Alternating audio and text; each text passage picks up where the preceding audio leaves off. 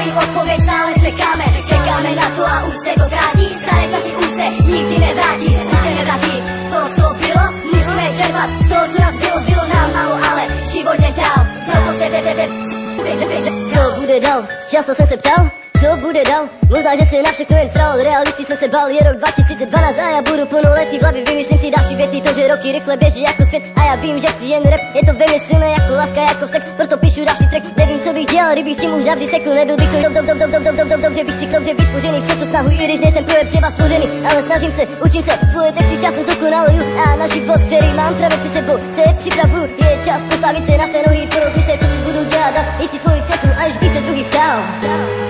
Co bude dál? Stále se ptáme, na tvoji odpověď stále čekáme. Čekáme na to a už se to krátí. Staré časy už se nikdy nevrátí. Už se nevrátí to, co bylo. Musíme čerpat to, co nás bylo nám málo, ale život je dál. Proto se ptám, co bude dál?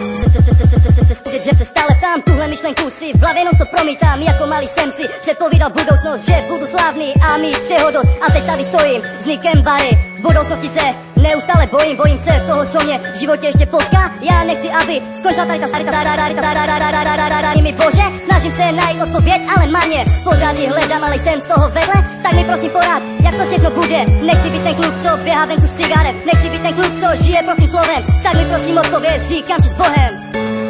Říkám ti s Bohem.